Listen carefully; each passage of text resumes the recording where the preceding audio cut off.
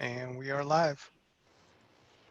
Good evening, Webster Grove School District community. On behalf of the School District Board of Education, we are very excited for tonight's board candidate forum,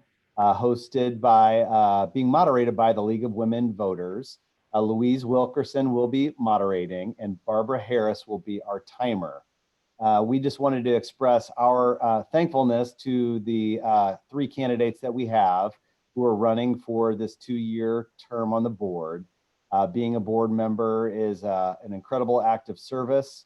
It comes with a lot of weight, a lot of influence, as they're doing a lot to influence the lives of thousands of children. And we can't be more grateful for Alan Todd, Kevin Mitchell, and Brian McQuarrie for their interest in making an impact in the lives of our kids today and moving forward.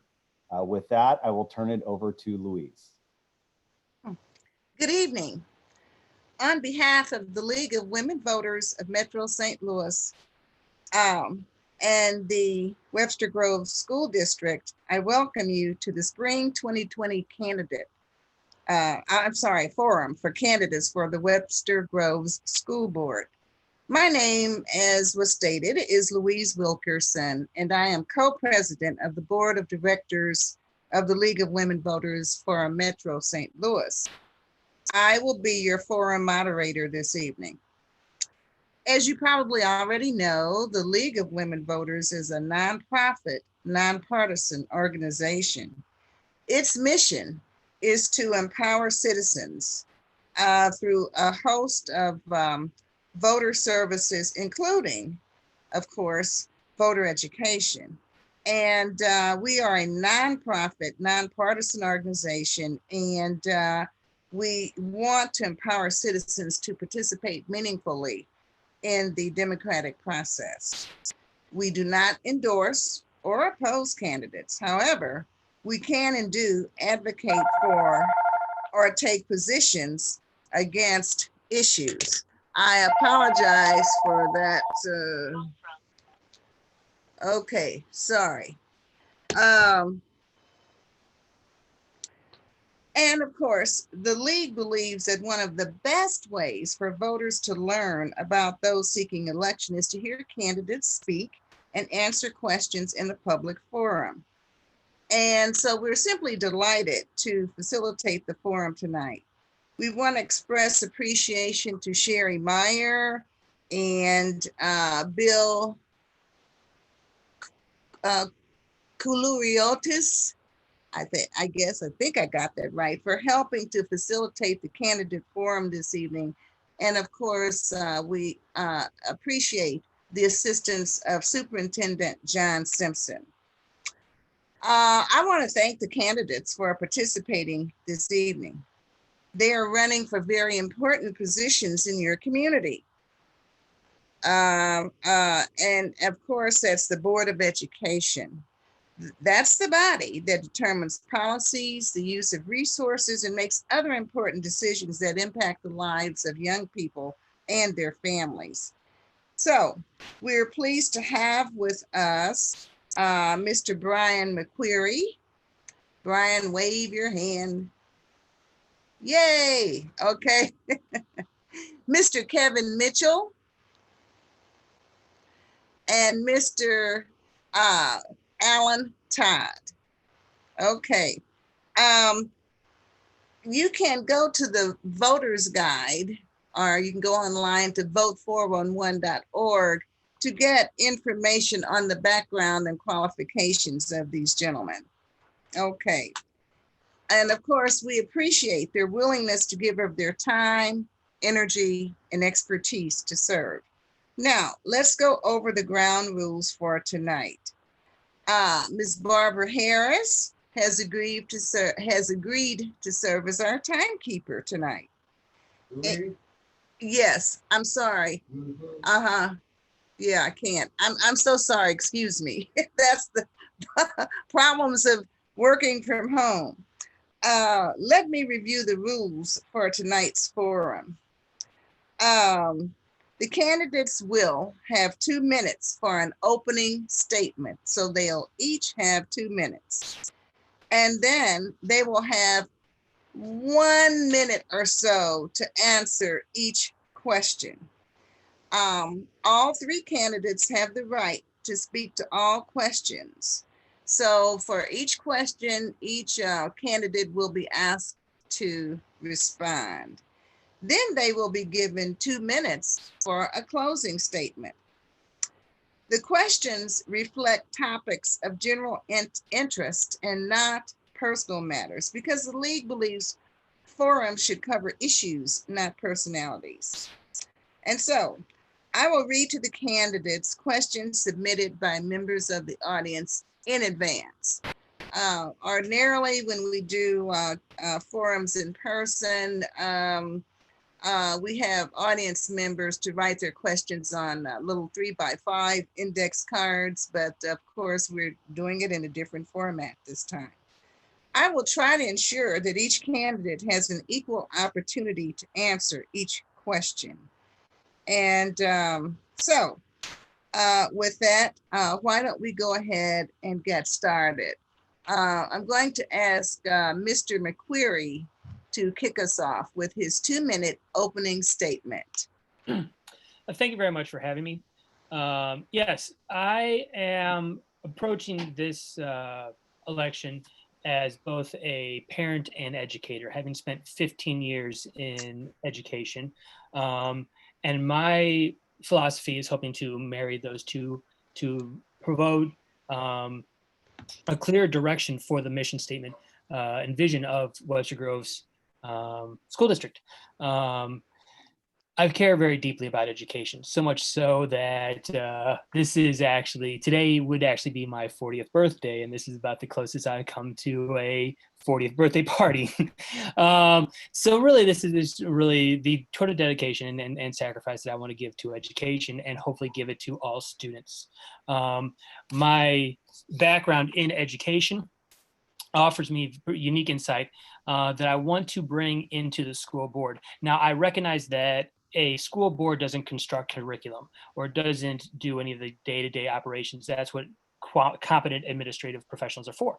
However, my vision is that having someone who is in fact understanding and has actually sat in classrooms and managed classroom students and executed curriculum in a school setting, basically knows where the rubber meets the road, can yield dividends as far as recognizing what's best practices for the direction of Webster Grove School District.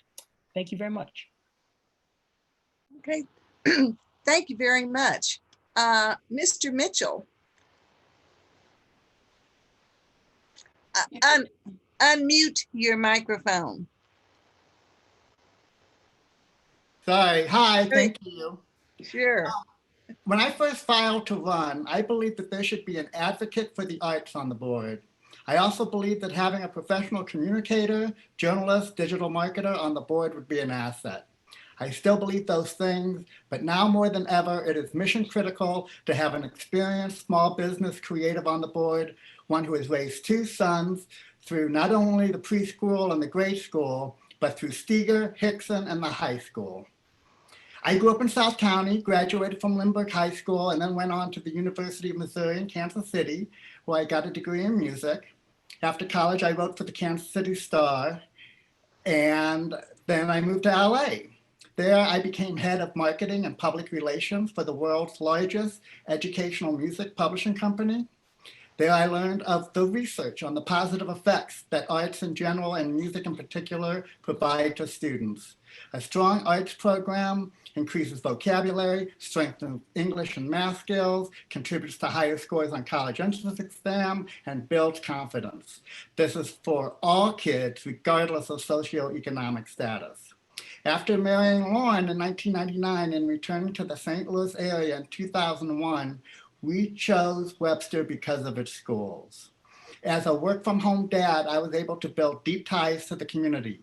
To this day, I do a lot of the school pickups and drop-offs and volunteering for field trip duties. This puts me in constant contact with the parents and the teachers. I was on the leadership board of what is now the Ambrose Family Center Preschool, the Bristol PTO. I helped initiate new parents into Steger, volunteered at Hickson, and now I'm president of the high school Band-Aids. Dedicated to equity, I've also worked with groups like Webster Equity Bridge. Building a fair, balanced, and strong district for our kids, especially those of color, is the most pressing issue we face. There have been progress in the last few years, but more needs to be made so every parent who chooses Webster can count on them feeling included and welcomed and given an equal opportunity to thrive. Thank you. All right, Mr. Todd. All right. First, I should start by saying happy birthday, Brian. Thank you for spending your birthday with us. And hi to everyone else. First, just want to say a quick thank you to the League of Women Voters and the district staff and administrators for putting this forum together. And also a special thank you to all of you out there for taking time out of your evening to learn more about this upcoming election. You will see my name first on your ballot as Thomas Allen in parentheses Todd, but I go by Allen. I know this wasn't how I hoped to gather for a candidate forum, but life doesn't look like it did for any of us 3 months ago. My wife, Heather, and I are both full-time working parents. Our daughter, Avery, just finished a second grade year that I know she'll never forget. And our son, Evan, who has just 1 year left as a preschooler at the Walter Ambrose Family Center, he just wants to know when he can touch his friends again. So, you know, life's different. This campaign, frankly, is different than the campaign I intended to run, but here we are all trying to move forward. I want to tell you a little bit about myself and why I am running for school board. I have been actively involved in the district for years at both the school building level and the school district level. I am currently the chair of the district's Finance Advisory Committee. I have been a member of the district's Legislative Advocacy Committee and have served 2 years as a PTO president. Professionally, I have spent 20 years working in nonprofit and public policy settings on issues including improving access to healthcare and education. In today's new reality where COVID-19 could have a significant impact on our district budget and is making an impact on how we teach our children, my understanding of how we fund our schools from my years of experience on the Finance Committee would be a real asset on the Board of Education. Similarly, in this new world, my nonprofit and public policy experience have taught me how to listen to lots of different ideas and opinions and the importance of bringing people together toward a common goal by providing the best possible education we can for all our children. Finally, I want to mention one thing, and that is before COVID-19 struck, the teachers of the Webster Groves National Education Association interviewed the candidates for school board. I was proud to earn their endorsement and support. I come from a family of educators and earning trust. All right, thank you very much. Thank you very much. Okay, let's get started with the questions. We're going to start with Mr. McQuarrie. And the question is, how would you involve the community in important decisions being considered in the district? I think it's important that community outreach from the school district should mean meeting the parents where they're at. Specifically, that means that going to the parents and not necessarily expecting the parents to, in the old style, come to the buildings. So what I do think that there needs to be, and especially in terms of the fact that how we are seeing community outreach take different forms for districts and now due to the COVID virus, we need to make sure that we are reaching all of our students, parents in their communities.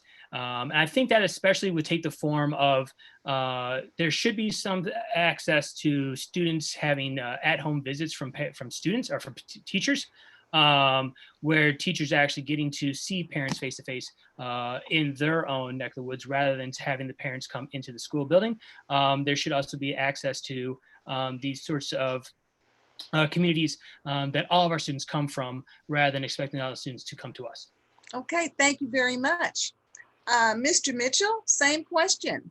Yes, I think general communications is an area that could stand to be improved upon. I know that with the redistricting and the rezoning, there's some people who felt left out of that, even though I think overall that program was done very, very well.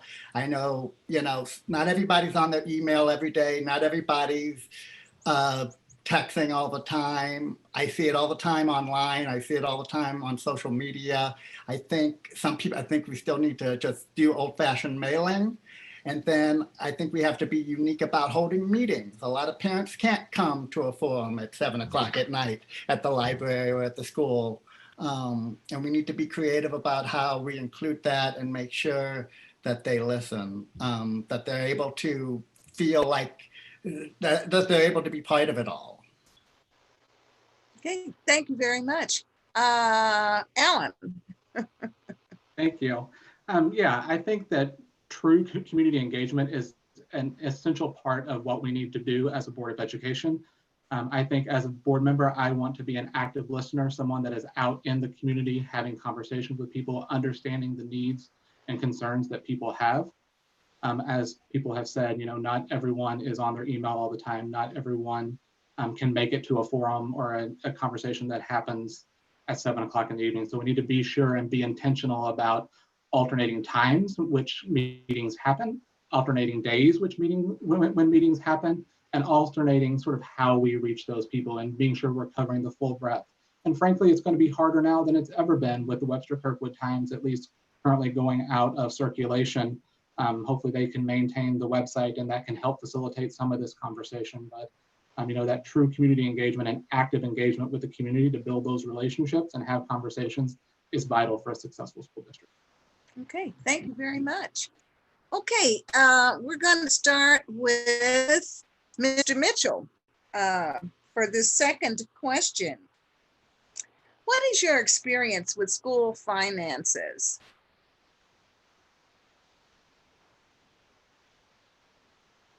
I'm sorry, what was the question? What is your experience with school finances? School finances? Yes. I haven't been involved with finances beyond basic PTO things at the grade school level. I'm a small businessman. I built my own business. I'm pretty good at finances. I'm very successful. I wouldn't be able to feed my family for all these years if I weren't. So I definitely have the basics down in finance. I want to say that when I look at the board, there's a lot of talent on the board already. We have MBAs, we have lawyers. That's an area that I feel is being covered well now. Okay, thank you very much. All right, Alan, same question. Sure, thanks. As I mentioned in my opening, I am chair of the Finance Advisory Committee for the district. So I've been a part of that organization for 6 years now, I believe it is, for 6 school years. You know, school finance is something that's really, really complicated and something that a lot of people have a hard time understanding because of all the different revenue streams and accounts and those sorts of things. But I have a good handle from my experience on what those things are and how they affect not only teachers and salary and benefits, but also the programs, the different programs in the district and extracurricular activities and those sorts of things. So I can hit the ground running when it comes to school finance. Okay, thank you very much. Mr. McQuarrie. Yes, in my role as an educator, I have been specifically a high school English teacher, and at certain stops in my career, I've been a professional learning community leader as well as a department chair. So my work with school budgeting has mostly been on the micro level in terms of simply looking at organizing in the departmental budget for an English department or a small learning community budget.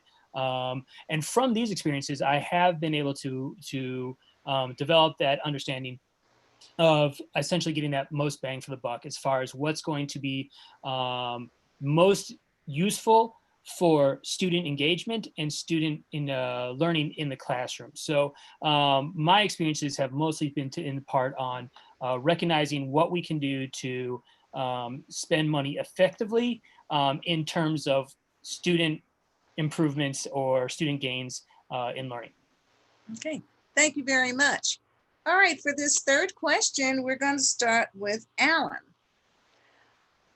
What are your thoughts on the new redistricting plan or the new zoning plan?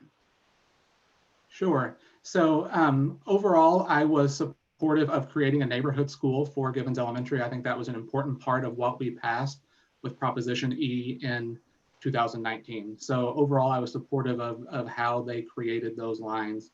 I think the district did a decent job of trying to involve the community. I wish they could have involved parts of the community around Givens a little bit more than they did. It seems like that there was a little bit of a struggle to involve all of the community there. But you know, in a situation like this, it is very difficult to carve up longstanding communities and put them in new elementary schools. They have a big identity with those elementary schools. So I know that that's a difficult process.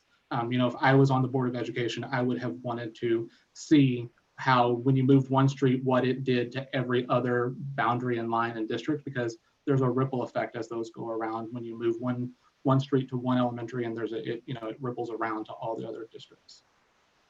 Okay, thank you. Mr. McQuarrie, same question. Yes, I have to do second several of the points that Mr. Todd made. While I was pleased and sat on several of the focus groups in communicating some of the needs as I saw them, I did also find that some more community outreach should have been used. I will speak on as someone who is, my daughter is going to be entering kindergarten in Givens next year. I can, if I open these windows, I can see the building from my home. And I did see that there's one thing that loomed large for me as far as they approached that redistricting was need for resources and making sure that they allocated finances or teachers, faculty, administration to buildings that necessarily needed, what they're going to give Givens the support that it needed. And that's a large thing that I would hope to address in my role in the school board. Losing the principal was a big loss. All right, thank you very much. Mr. Mitchell. I felt everything that went into the decision process of redistricting the grade schools was as successful as it could be. I followed every step, and the way the choices were laid out, the thoughtfulness and weighing pros and cons, it was all done extremely well. In the end, I came to the same conclusion that the current board did. It's not popular with everyone, and there are some legitimate concerns, but going to the school you're closest to is the best choice for all of us. What has to happen next, and I believe it will, is the board will work with the administration, will work with the teachers at Givens, and they're going to make that the best school it can be. They're going to make it the crown jewel of the grade schools. And I think addressing any concerns of parents who have an older kid who gets to go to Avery because they're grandfathered in, and a younger kid who now has to go to Givens. I know that's stressful, and the community needs to get behind it. But I think it's going to be really great for the long term. Okay, thank you very much. All right, so we're going to start out with Mr. McQuarrie this time. What do you think makes a good board member? I think accessibility. A good board member needs to be someone who is present within the community, as well as being a resource for the community to voice their needs to. Now that basically means it's a board member should be there to represent the community, and therefore they need to be listening to those concerns or questions that the population may have. I think that also needs to then build that idea about listening, then builds into a larger issue that our skill that any board member has, and that needs to be the ability to collaborate and recognize that it's not their own didactic, this is the way it must be, but they must learn how to know how to collaborate, ultimately to work together to find what's going to make the most gains for the students, because ultimately the students are what are at the heart of our decisions. Okay, thank you. Mr. Mitchell, same question.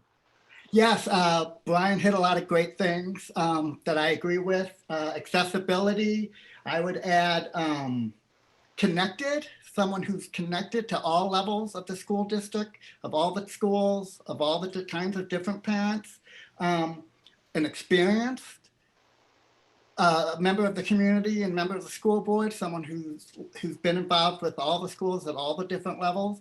And then I just have to say, you can't just look at what a single member out of 7, what does the whole board look like? So you want different viewpoints, you want different experiences, you want people from different parts of the community to be on that board. So when you're picking a board member, you also want to know what do they individually bring, and then what do they add to the greater whole. Okay, thank you. All right, Mr. Todd, same Sure. question. Thank you. So a lot of great points have been said. I think accessibility is absolutely critical. You have to be out in the community and connected with the community that you want to represent. Listening, I can't stress that one enough. You have to be a good, active listener. You know, myself personally, I can only represent the views that I know. I've only walked in my own shoes, right? Like, I don't know what I don't know. So you need to be someone that can listen to other perspectives, take those into account, and really then use that to make decisions that's in the best interest of all of our children. And I also think it's really important to not overvalue one's own experience and one's own individual perspective. It's really important to sort of have a fuller view of that, and building those relationships that with the other board members and the administration and staff is also key and critical. Okay, Mr. McQuarrie. Let's see. Oh, I'm sorry. Let me start with Mr. Mitchell. You get the first shot at this question. Okay. How will you work with the community to address issues related to equity in the district? Equity is I think we all agree that fixing the equity problem is pretty much the first concern that we have. As someone who's been to the forums and been to several groups and worked on several projects and had a lot of great discussions, even with Keita Quinn, I got to sit down with her and talk, and that was really helpful. But kind of hitting upon what we've talked about, there's a disconnect in the community that there are people in the minority community that feel like there's no progress happening, and they're discouraged. And then there's other parents in the community that don't even acknowledge that it's a problem. So somebody said, you know, changing hearts is going to be part of it. And I think that's going to take a different kind of outreach. I think it's going to take a different type of group of people who can go out and really bring everybody to the table. Okay, really all righty. Thank you very much for your response. Okay, Mr. Todd. So for me, equity is an important issue to my family and how we raise our children. You know, it's a personal value to value equity that I will bring to the Board of Education. I think it's critical that we apply an equity lens to every decision that the board makes. As I mentioned earlier, I also think it is really important to acknowledge that you don't know what you don't know. So part of the process with equity and trying to bring down those barriers is listening and understanding those different perspectives across our district and having conversations with different communities. And to do that, we have to have that true community engagement that I talked about earlier. You know, so once we understand those perspectives and barriers for our kids and their learning, then we can go about working as a community to solve them. And that's really important. We have to work together to solve them. You know, we can't solve them. We have to engage the community, and they have to be part of that learning and part of that problem solving, so we can bring down those barriers to ensure all of our children have the same opportunity. Okay, thank you very much. Mr. McQuarrie, same question. Yes, as an educator, my curricular philosophy tends to be considered what would be considered social reconstructionist, which means that our job should be in education should be to prepare kids for the world not as it is, but as a world as it should be. And that very much aligns with our ideas about equity, and more so as we see due to our COVID-19 situation, that those inequitable situations in education have been exacerbated and made real with what we are seeing. And so what we need to do in education and as a board is consciously make decisions to be recognizing and putting those in underserved communities, portions of our community, at the primary decision making that we have. We need to put them at the forefront. In terms of our education system, we do utilize project-based learning. We need to have that rooted in our community, and so that our students are learning firsthand what they can do and what actually hands-on they see and do in our community, and how race is present in our community. Okay, thank you very much. So we'll start with Mr. Todd. What are your thoughts on charter schools and vouchers? I can make this pretty easy and pretty quick. I don't support them. I don't support charter schools or vouchers when it comes to taxpayer dollars in public education. I can just leave it at that. All right, thank you very much. Mr. McQuarrie. Yes, to kind of parse out and build on it, I think we need to look not just as charter schools as a unified block, but in terms of just that idea of school choice and for what intention. Because there are charters that do typically serve underserved populations within St. Louis. I'm thinking of the KIPP schools that do serve underserved populations that wouldn't have access to certain resources. And I should also point out that KIPP is connected with WashU. That's pretty vital. But in terms of school choice, in terms of federal funding, no, that's not something that should be coming into charter schools. Our public schools should not be put at a deficit with federal dollars or any sort of funding at the benefit of charter schools. Charter schools that have some sort of economic driven or support behind them. Thank you. Okay, thank you very much. All right, Mr. Mitchell. What Alan said, basically. And I will add, it's interesting, I've done some work with KIPP, and don't confuse that what some of those wonderful schools are doing with the parochial, with the private schools that certain politicians, I feel, are just attacking public schools, bringing these vouchers up. So yeah, absolutely not. And we've got to fight it. Okay. All right, so we'll start with Mr. McQuarrie this time. What are 3 things you are most proud of in the Webster Groves School District? I do have to give credit to our the outreach of our administration, specifically Dr. John Simpson's, his blog and the way that he reached the community before COVID-19 and even during it. That communication speaks volumes to his dedication to the student body in the district, as well as how much he values the community input there as well. Additionally, I do think, with a caveat, I am very proud of the academic focus, and not only academic but artistic. I mean, we are, after all, a school district that's has Jonathan Franzen, Carly Close. We have some pretty phenomenal arts people out and about in the world. So I think that's phenomenal as well, with the caveat that I do think our test scores with the minority students is so-so. And the third is, I would definitely say that okay, thank you very much. All right, so let's see, Mr. Mitchell. Yes, well, gosh, having been through it all so much, there's so much to say. The music program, the arts program is really strong.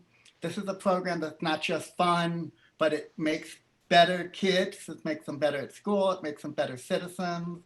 So I'm really proud about that. You know, I'm proud of the parents. I'm proud of the families that are attracted to Webster. And this has to do, you know, the school is a magnet toward a certain type of families, and the talent and the caring of the parents that get involved, from doing the trivia nights at Edgar Road, through raising special money for the high school for this, and the going on trips. I'm really, really proud of that, and it makes me proud to be part of it all. And I just think I'm proud of the kids. Overall, we've had a couple problems and we always will, but overall, we're raising really great kids. And I think we should all be proud of that. Okay, thank you. Mr. Todd, same question. So first, I'd say I'm very proud of the teachers and administrators that we have in this district. These folks work extremely hard. They're very talented educators, and we're lucky to have them sort of caring and shaping our children's lives. So we're very fortunate to have some of the best and brightest in those positions. I think if you look at sort of what we all went through the last couple of months when not only as parents, our lives were turned on our head, but teachers and administrators were too. The way that they were able to react to that quickly was extremely impressive. Not perfect, but extremely impressive. As other folks have said, I think our arts program, our music program are very, very important to who we are as a community. Our identity in Webster grows around the arts, and music is very, very important. So that is also something that I'm extremely proud of and part of the reason that we chose Webster as well. And finally, I think sort of that innovative and project-based learning experience that our kids get starting at Ambrose all the way through the Thrive program at the high school is something that I'm very, very proud of, and I would love to see more of. Okay, thank you very much. All right, so we'll start with Mr. Mitchell this time. As a member of the board, if a parent called you with a complaint, what would you do? Yeah, that, I mean, just no, well, it would depend on the complaint, obviously, but listening to the parent, understanding what the issue is as much as possible. Well, first of all, I would welcome the call. I love talking to people. I do it for a living. I listen for a living. So I would welcome that. I would listen to the complaint. And I think, you know what I think I would do? I wouldn't reply until I took it back to the board, or at least some of the board members, to get other input to think before I answered something, especially if it was simple or if it was something that I felt to speak with. I would want to get some background to make sure that maybe my viewpoint needs some more influence, but I would listen to that person. I would make sure they know that they will listen to, and I would make sure they knew I was coming back to them, and I would. Okay, all right. Thank you very much. Mr. Todd. Sure. So I would also welcome the call, would be happy to listen to whatever concerns that parents and citizens have.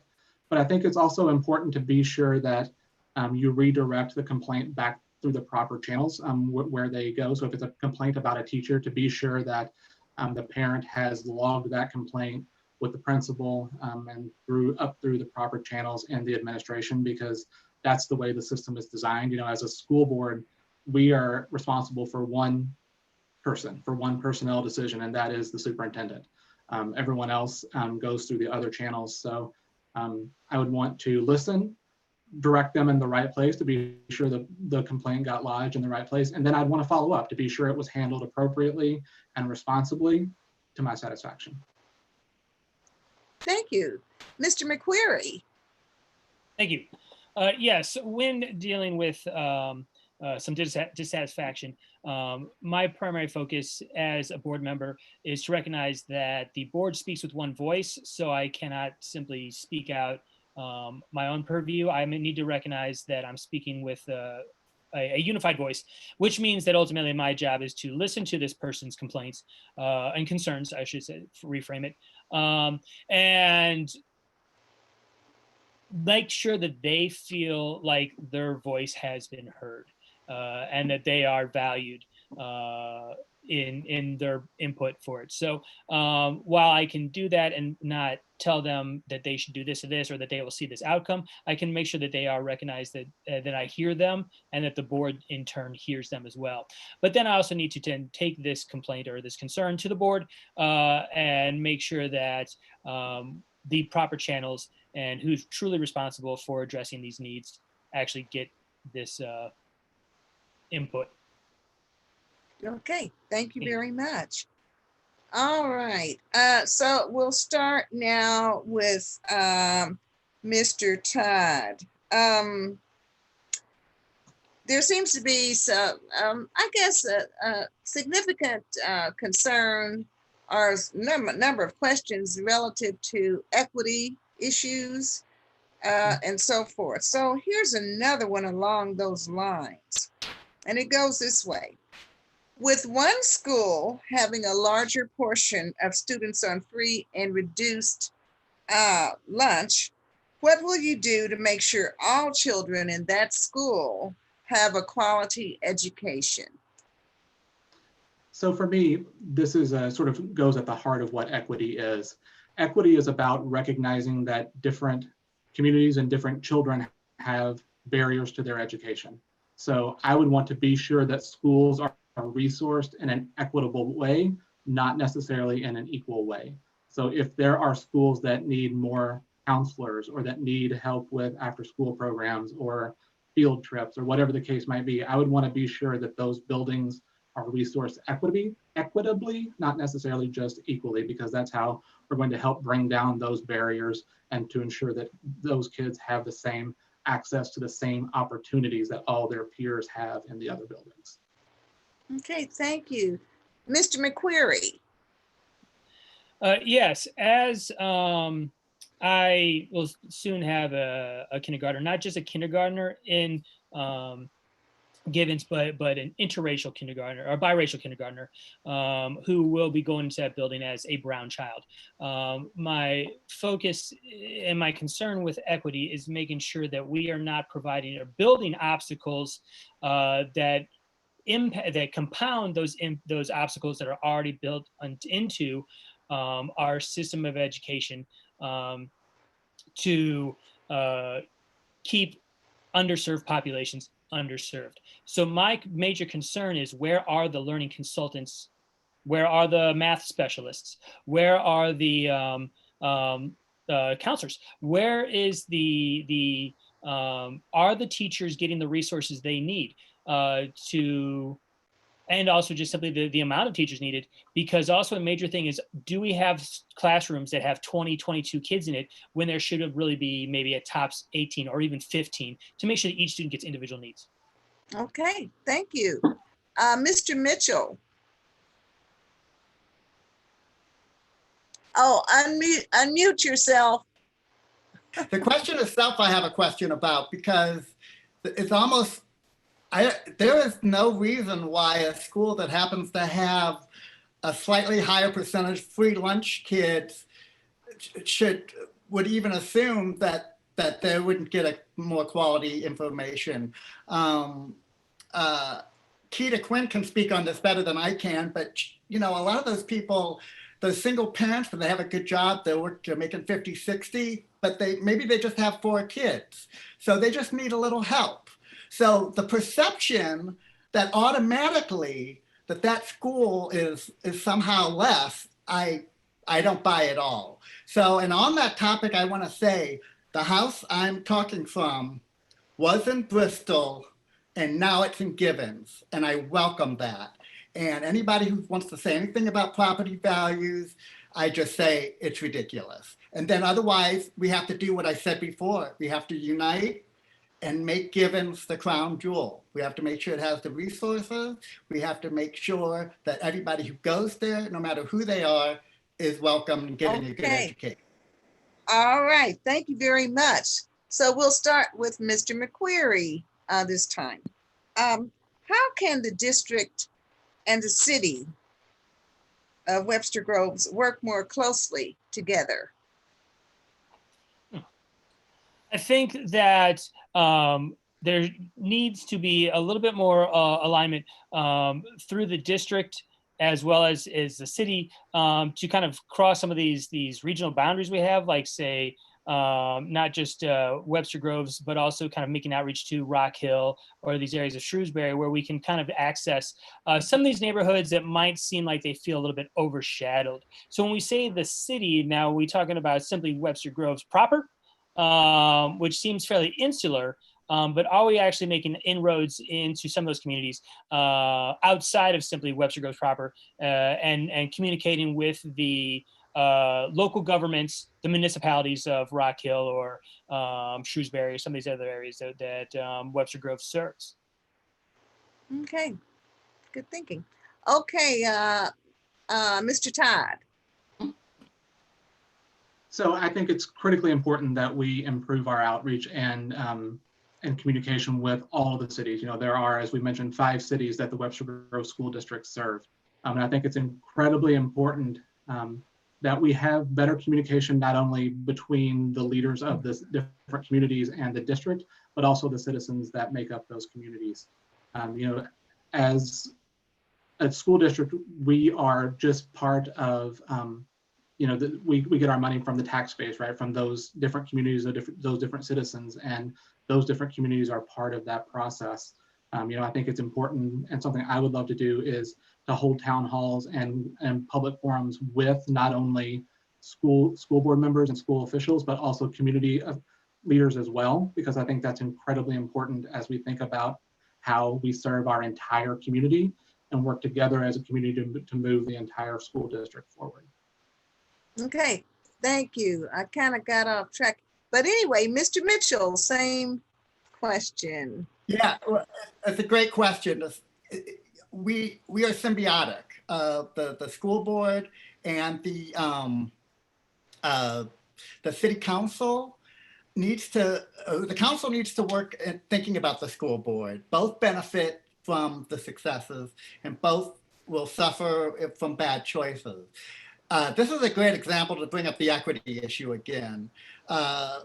You know, how they zone, how they let new businesses in, housing, all these issues are going to affect the schools. It's to the city council's benefit for the school district to be as good as it possibly can. And so there needs to be support, there needs to be communications, and there needs to be a coordinated effort for the greater good of Webster Groves.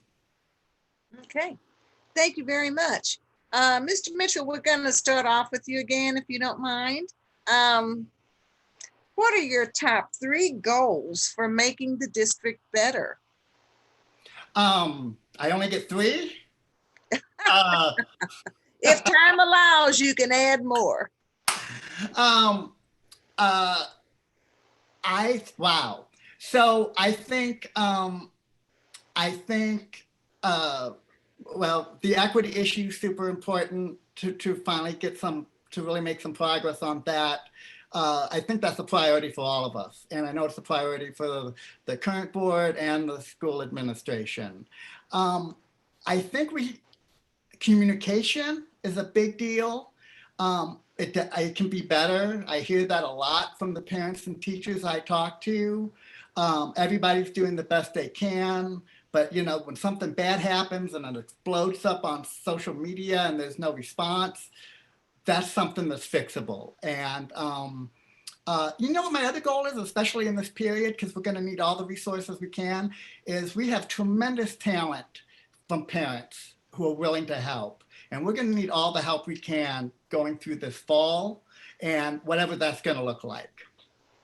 Okay, thank you. Mr. Todd. So for me, a few things come to mind. Like Kevin said, narrowing to 3 is a little bit difficult, but I think that in the next few years, we have the implementation of Prop E, which is going to be incredibly important. We're going to have construction going on at all of our campuses, all the elementary schools, the middle school, and the high school. So that's going to be extremely important. As also part of that implementation of Prop E, setting up givens in a way that makes it as best and as successful a school as it can be is also incredibly important. We have a real opportunity there to create a really, really good school with its own identity and community and culture. And we need to really embrace that and embrace the community that it's going to serve to be sure it fits their needs. I think also the budget issues are going to be a real something we definitely need to monitor as COVID-19 has impacted, you know, state budgets and also could impact property values and lots of different things with the real estate market. And then finally, equity would be my 3rd piece to be sure that we continue to engage with everyone. Okay, thank you very much. All right, Mr. McQuarrie. Yes, I think my primary importance to me as an educator would be education. Webster has made some good strides towards the use of project-based learning, and I think there needs to be more clear focus on the purpose and vision of that project-based learning versus, say, inquiry-based learning or the Reggio program, more uniformity in the Reggio program, even in Ambrose Family Center. These are all three different things. In terms of also, second would be the equity issue. While I do have to commend the district as well as Dr. Simpson specifically in terms of their responsiveness to equity issues, our discipline and grade, our test scores speak to a need to really focus more on equity to improve that idea of fairness. And finally, as far as the budgetary issues, the one thing about COVID is it has laid bare the rationales about education and the fact that we still work on a 19th century model for the rest of the world that educators have known. And so we need to think about how we can use education to make a difference in the 21st century. All right, thank you very much. Okay, so we'll start with Mr. Todd with this question. What will you do to connect with your legislators? So this is a really important issue as there's lots of things going on in Jefferson City right now that affect state budgets. Things like vouchers and charter school issues are extremely important. Through my previous work, I have a decent number of relationships already with legislators and folks that are in Jefferson City. I have been a member of the Legislative Advocacy Committee, which is also a good place to connect with not only the legislators, but also other school board members. We do that in collaboration with other school districts like Clayton and Midwood Richmond Heights and Kirkwood and a few others. So that's a great place to also have conversations about issues that are coming before our legislators in Jefferson City, deciding sort of what we want to tackle and how we can best engage with them to bring those issues and concerns in front of them. Okay, thank you. Mr. McQuarrie. Yes, I do think that in addressing issues in Jefferson City, the primary importance would be to first make sure that we speak with one voice, not just with the Webster Groves, but with other suburban areas in the St. Louis City or County, which would mean then making sure that we do have our T's crossed and our I's dotted as far as what we think we actually need in the area as far as legislative purposes. And then from having that singular voice, we can then move into connecting with those in power to actually address those concerns that we have in the school district. Okay, thank you. Mr. Mitchell, same question. Yes, it's funny. I've always been involved with campaigns and politics, usually at the presidential and Senate level, until I bought a house in 2001 at 643 Newport. And suddenly I got very interested in local politics. I've worked for these people. I'm friends with Sarah. I've worked on Deb Lavender's campaign. Most of us are represented by Democrats. They go and fight the legislature all the time for us, and we need to support them, and we need to keep the communications open. But those are the kind of things that I'm especially great at because I really know those people. I've worked on so many of their campaigns. So that would be something I would look forward to. Okay, great. All right. So we'll start with Mr. McQuarrie this time. So kind of simple question. Some citizens want to know why they should vote for you.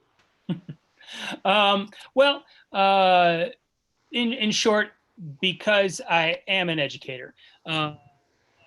That having that educator's perspective, recognizing not just what it means for parents for education, but also for teachers, because when we release our children into the care of teachers for 8 hours a day, we're putting them in charge. We're making them responsible to develop our kids, and we want them to love and care for our kids as much as we as parents do. And it's my hope that as someone who serves these dual roles and understands the burdens and how much love teachers bring into the classroom, as I do that myself with my own students, and hopefully bringing that in, I can help solidify and unify that idea about both parent and teacher perspectives on what makes for good education in the Webster Grove School District. Okay, thank you. Mr. Mitchell.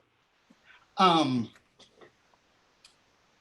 I'm going to go ahead and say that obviously I think all three of us dads are pretty great guys. So, but the one thing about me is I have more experience.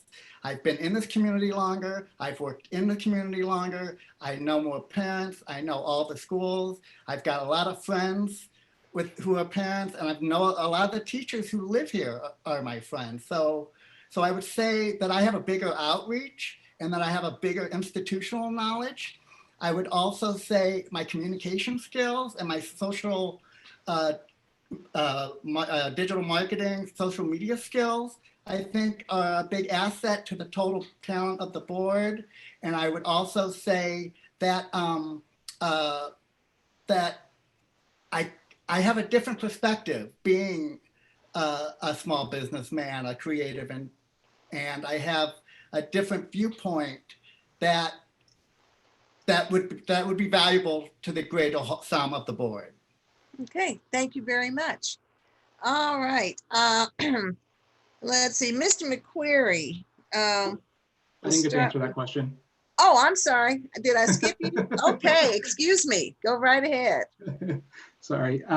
So I would just start with saying I'm a listener. I'm someone that is very good at being an active listener and understanding what other people bring to the table.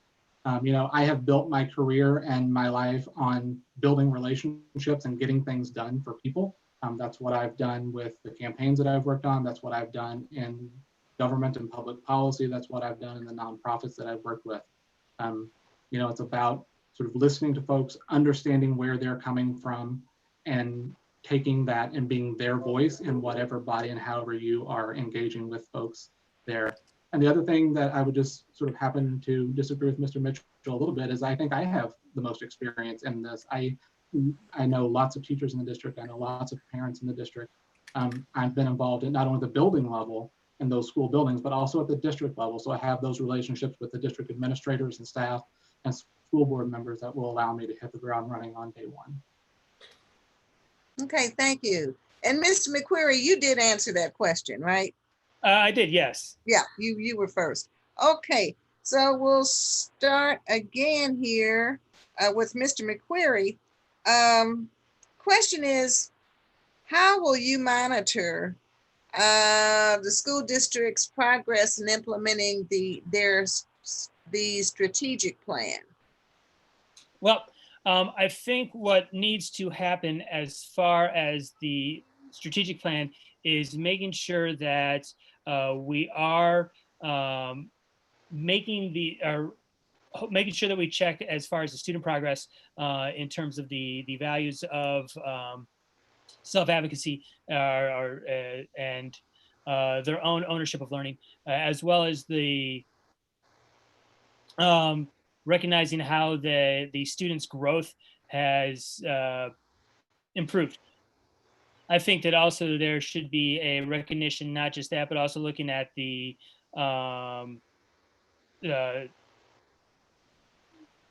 making sure that we are raising stakes and raising grades for all students, and making sure that all students are having success, not simply just the high flyers in the building. Okay, thank you. All right, so some citizens in the district are concerned about diversity. And so we have a question that was submitted, and it goes this way. What can you and the district do to keep our Black leaders in the district? So we'll start with Mr. McQuarrie on that one. As far as keeping Black leaders and Black voices in the district, what we need to do is recognize as white leaders that we need to become and be what Bettina Love like a curricular theorist, Bettina Love, calls co-conspirators. In other words, what we need to recognize that it's our job to not just say that we are shocked or outraged by injustice, but recognize that it's there and what we can do to actively combat it. And so that means that we need to be more accessible and more open to Black ideas, to ideas as far as growth and change that is coming from those Black voices. In other words, valuing them in the same fashion that we might not realize we aren't doing currently. That might also mean being more aware of our hiring practices, not just having Black leaders, but having Black leaders in the classrooms as well. So in other words, how do we increase better our hiring practices so that we are having a more diverse? Okay, thank you. Mr. Mitchell. I think we have to first acknowledge that we do a lot of talking and we have a lot of good intentions, but we're not good at follow through. And we need to do a better job listening and strategizing with the African-American leaders in our community to make sure that they know that they have a say in what happens. And they need to know that they're valuable, and they need to know that they are, that their ideas count. And also, I just have to say, whenever anything bad happens, like we've had recently with a racist meme getting to an 8th grader or anything like that, really reacting to that quickly, swiftly, and with suitable intentions to show that we don't tolerate any kind of racism in our school. I think that would go a long way. Okay, thank you. Mr. Todd, same question. Sure. So I think it is incredibly important to listen and engage with the leaders that we have, and also to adjust hiring practice to ensure that we have a good pipeline of people of color applying for all the open positions in the district. I think that's incredibly important. But even more important, once we get leaders in the district, it's important that we make it a place that they're comfortable staying, right? We need to ensure that this is an environment and a place where they want to be and where they want to build their career.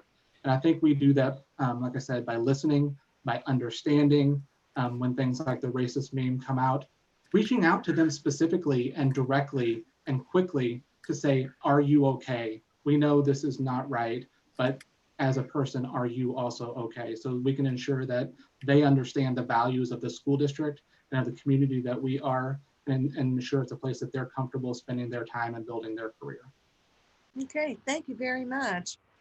Okay, so now we have, let's see, there are a couple of questions here about a rather touchy subject. And so we're going to start with Mr. Mitchell. And this question is, please share your thoughts on sex education. Great. Okay. And specifically, the person wanted to know, just to give you a little guidance here. Thank you. Should we be teaching about safe sex or abstinence? But, you know, feel free to answer it. Okay. You'd like. Okay. Wow. So I know a little bit about this. I grew up Catholic, but I've been an active member of the Elliott Unitarian Church. Unitarianism is a very open, progressive church, and their view of sex education is a lot of it early on. So abstinence doesn't work. The best thing you can do is give the child, the kid, the teenager, as much information as possible, and to just be open about it. I mean, my goodness, the interweb, the internet, you know, I mean, you can't keep it from the kids. So the best thing to do is the more information you provide to them, they will make the better choices. And I think the public schools should have a robust, explicit sex education program. Okay, thank you very much. Mr. Todd, same question. So I am fully supportive of comprehensive sex education. I think that everything that we teach in our schools should be grounded in science and facts and information. And I think comprehensive sex education is part of that curriculum. I think it should be something that is done in a way that the parents are aware of what's going on. They need to know what their children are being taught, but they also need to know that it's grounded in science and facts. That helps children grow up with a healthier understanding of their bodies and also what sex is for them. Okay, thank you very much. Mr. McQuarrie. Yes. Now, again, reams and reams of data have and studies have shown that abstinence-only educational practices when it comes to sex is not successful and actually detrimental. So it's obvious that there needs to be comprehensive sexual education for our students. That being said, what should occur then is the sub question is really that pipeline of educational materials that need to be communicated with the parents, so that the parents are aware of and conscious of what's understanding, but also there needs to be a socio-emotional aspect to this, that having an awareness for the functionality of your body on a physical level is not as the same as having an understanding of yourself socio-emotionally, and that if you choose the abstinence route, that's okay, that there is nothing wrong with those choices, but your choices need to be made full of educational knowledge and safe sex practices, and you should have an understanding of what's happening there. Okay, thank you. All right. So we'll start with Mr. Todd on this one. Do you believe religion should be taught in schools?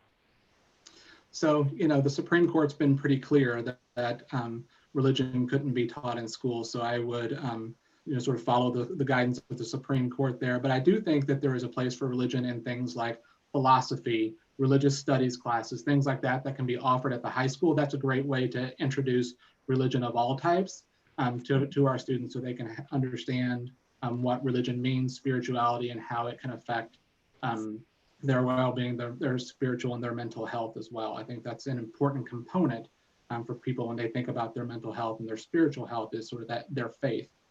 So introducing it in ways through philosophy and religious studies, I think is appropriate.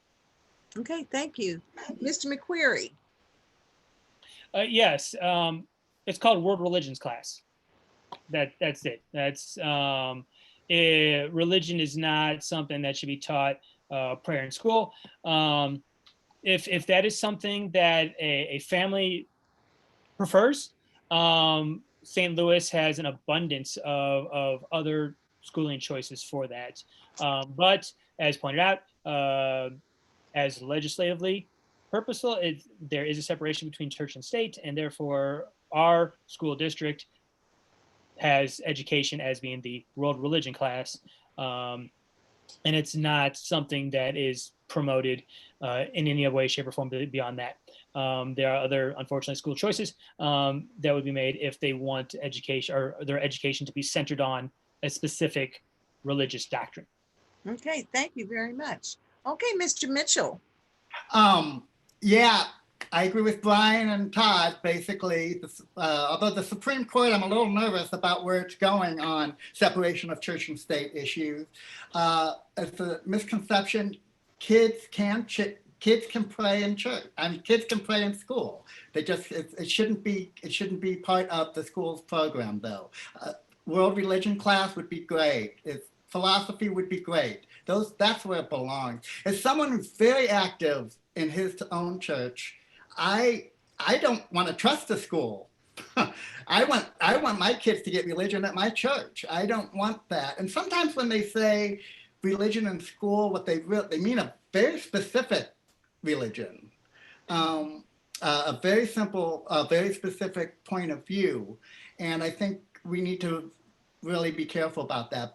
But hopefully Webster will always maintain a respectful separation of church and state. Okay, thank you very much. All right, so we'll start with Mr. McQuarrie. Let's see. What would you do as a member of the Board of Education if you disagree with the superintendent on an issue? How would you handle that situation? Well, again, as I've already mentioned in one point, in another question, the board speaks with one voice. It's not something where it's simply the philosophies of Brian McQuarrie. And so while I might have a disagreement with choices that Dr. Simpson have made, it's my responsibility to present those to the board. This would not be something that was like, oh, I don't just like what he's doing. Any sort of differences would theoretically stem from some philosophical, some curricular theory, which then I would present in terms of data. Here's the research that undergirds my philosophy. This is why I don't necessarily think that Dr. Simpson's idea is the correct one. What do we all think? If this is something that the rest of the board does not agrees with, then my voice is simply the singular one. We move on with the board. Okay, thank you. All righty. Mr. Mitchell, same question. Yes, I'm one of 7. I'm one of 7, and I will come to the board with a different perspective, different types of experience, and I'm passionate, and I ask tough questions for a living.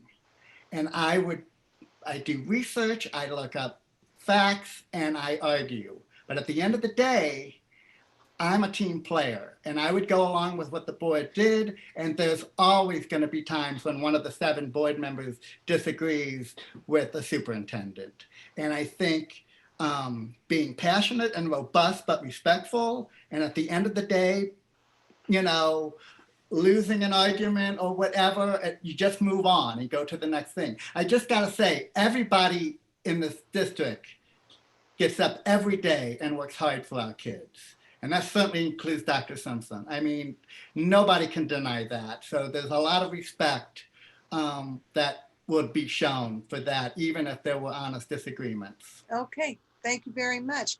Mr. Todd. So, the board controls policymaking, right? So that's where these conversations and disagreements should be happening with the superintendent if they do exist.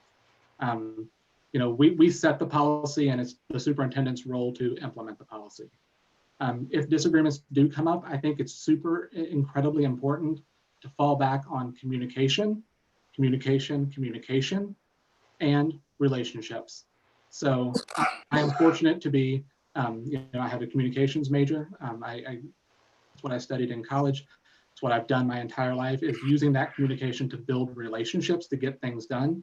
And that's how you get through issues and disagreements to come to hopefully a better solution on the other side, right? It's having conversations with people that you know and respect and trust, and can say your opinion, they can say their opinion, and we come out on the other side. Okay, thank you very much. Okay, so we'll start the next question with Mr. Mitchell. This is kind of simple. Will you run again if you get elected this time? That's a great question. I'm not a politician. I'm a dad, I'm a businessman, I'm a professional writer. I'm very passionate about the school because I've lived through it with my kids. The answer would be, I certainly would. I certainly would try to continue to be part of that team. I think, I'm running for Dr. Strichter's seat, and he was a passionate advocate for the arts, but he also asked the right questions. And talking to board members, including the president, Amy, they really appreciated that, and they were kind of sad when he left. And so, I'm planning on filling that part, and I would definitely continue the work because there's a lot of it to do. Okay, thank you very much. Mr. Todd. I think, as I said here today, I think my answer would be yes. My intention would be to run again. But I've been taught many times that you just never know what life's going to throw at you, right? So there might be a chance that I serve my 2 years and not do that. I'm not a politician. I've never run for office before. I never plan on running for any other office ever again either. Like school board is the only office that I can ever see myself potentially holding. So this is sort of where the rubber meets the road for me. But I think I can go in and be an effective advocate for all of our communities and be a good voice for parents and families and citizens of the Webster Grove School District. So it would be my intention to run again. Okay, thank you very much. Mr. McQuarrie. Yeah, to parallel Mr. Todd's answer, yeah, I mean, did I think that this would be how I was going to spend my 40th birthday? I mean, we don't really know what's going to be happening in the future. And while I would optimistically like to say yes, the reality is that I'm on the verge. I mean, I'm close to finishing up a doctorate and moving into the college classroom. And you know, if I get a job anywhere but St. Louis, that requires me to move. So we can't really necessarily guarantee what's going to happen down the line. I would love to. I think it's going to be an amazing experience, and I would love to continue on and serve the students of the Webster Grove School District, especially my own children. I do think very highly of it, and I would love to contribute in any meaningful way possible. But we don't know what's going to happen down in the future. Okay, thank you very much. Let's see. So we'll start with Mr. Todd on this one. You know, there are always concerns about taxes, and especially where senior citizens are concerned. So this question is, what do you think the district can do to help senior citizens keep their homes when they are struggling to pay their property taxes? You know, this is a great question, Louise, and one that harkens back, I think, to a couple of other topics that we've hit on tonight. One being coordination and communication with the other municipalities in the district, because it's not just a school district issue, it's also a city council issue for the various municipalities that we that we sort of represent together. I think that in having a lot of conversation with our partners in those municipalities about what we can do is extremely important. I also think affordable housing, which isn't necessarily a school district issue, but having more and better access to affordable housing in our community is something we don't have very much of right now, but we desperately need in Webster Groves, not only for senior citizens, but also for young families. Okay, thank you very much.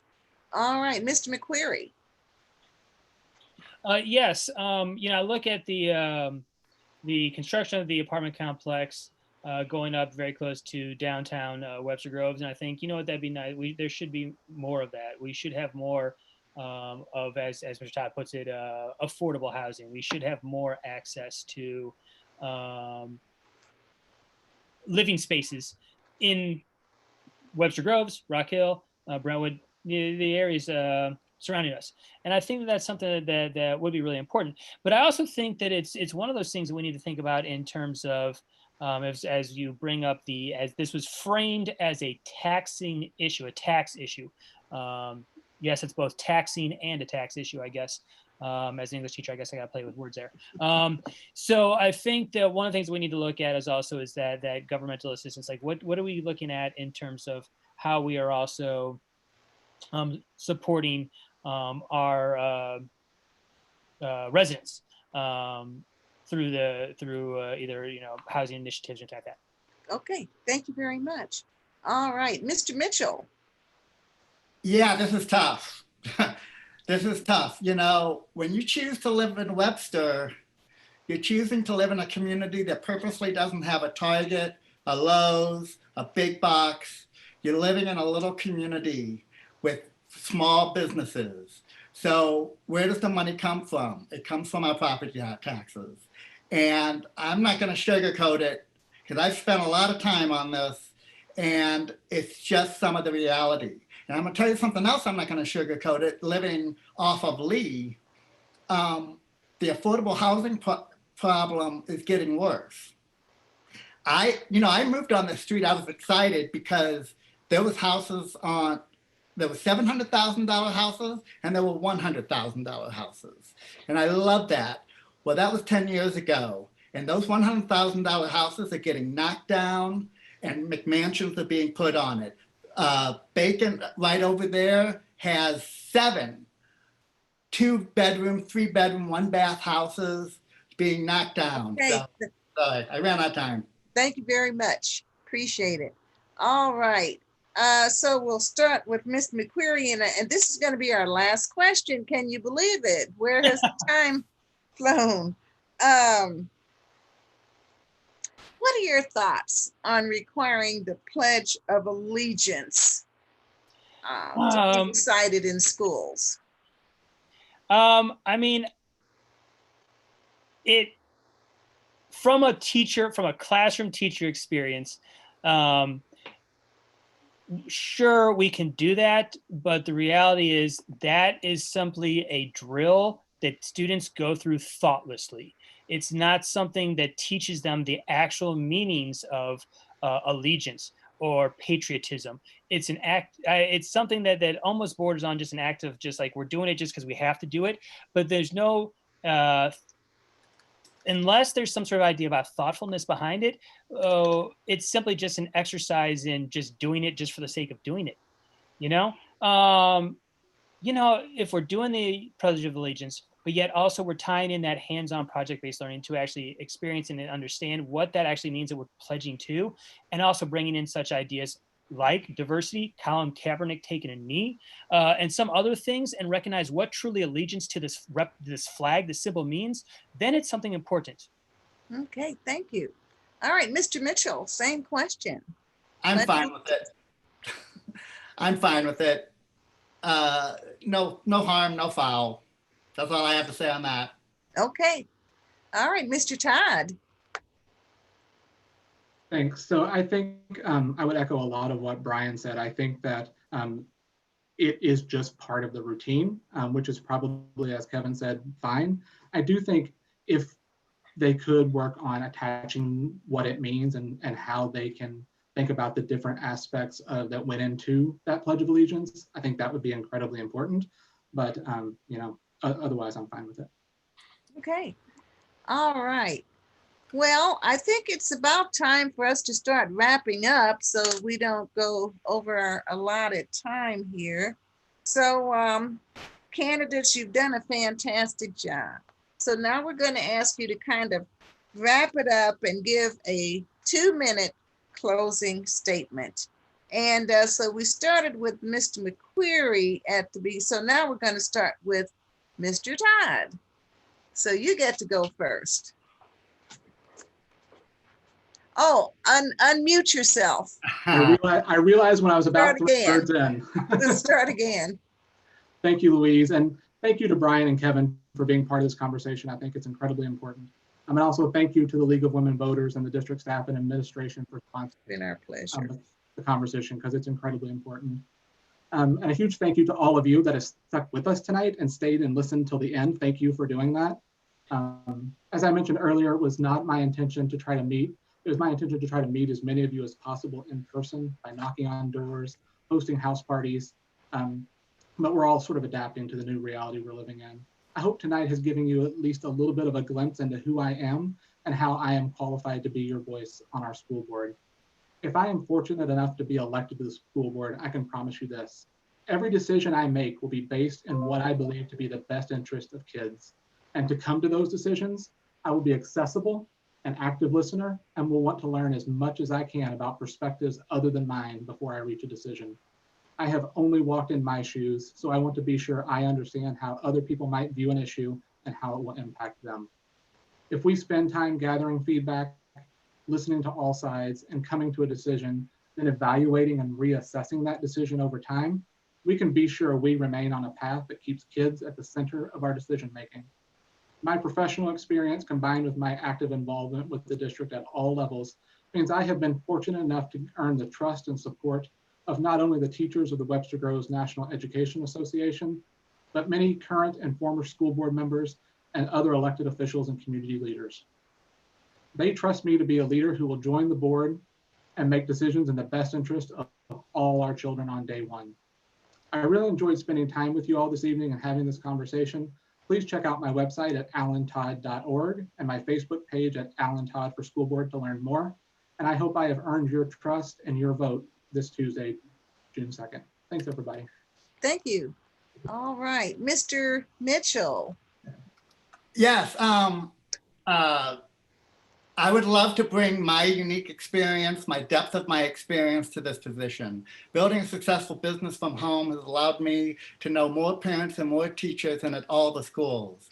I know the successes and the near misses. I know the highs and the lows. Arts. I'm specifically running for Dr. Arnold's seat as a retired music teacher. He was a tireless advocate for the arts, and he asked the questions no one else thought to ask. Equity, we've talked about it a lot tonight. This is a priority of the current board and school administration, and I would join that effort.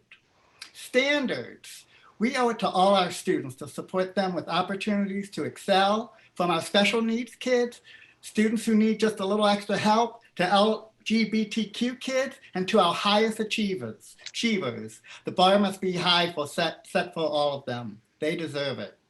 Communication, so many parents and teachers agree that this is an area that needs improvement.